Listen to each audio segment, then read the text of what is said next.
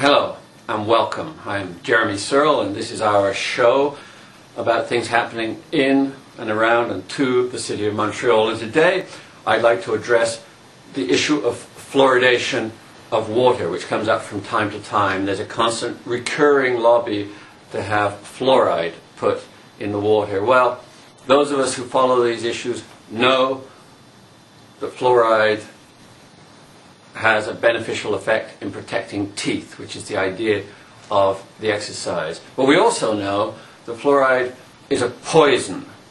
It's a poison with all sorts of deleterious effects on the human body.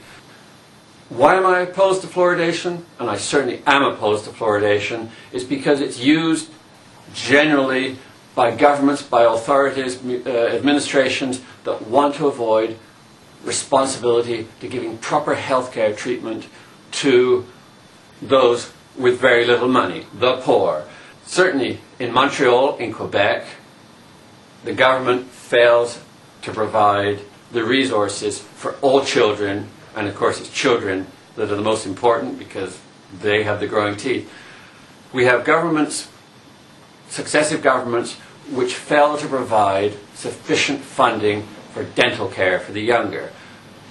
Children of those with more money get special brushed on fluoride treatments, all sorts of have to be paid for above the Medicare system treatments, which those without money don't. The result is that if, for instance, you have children such as mine, 20 and 17 years old, they have perfect teeth, whereas the children of those with less resources come up with the cavities.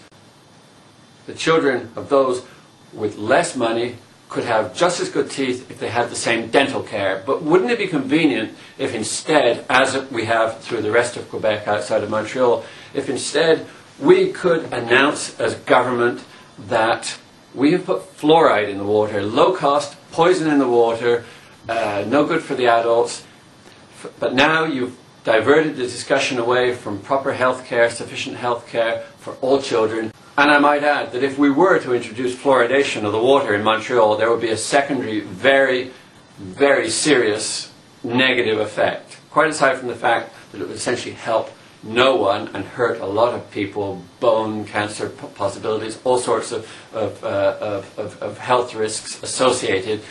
But it would also drive people who were concerned with their health to start drinking bottled water to get away from the fluoride. We already have a large section of the population which, for reasons are difficult to understand in Montreal, regularly drink bottled water, the municipal supply being better. But if the municipality, at the behest of the provincial government, were to start poisoning, because that's what it is when you put fluoride in the water, then serious, environmentally concerned, health-conscious people would be increasingly driven to drink bottled water. And of course, every time somebody drinks bottled water, they're wasting plastic, non-renewable oil resources, and that's in nobody's interest. So forget about the fluoridation and let's move towards a more caring society, please everyone, in which we actually provide proper dental care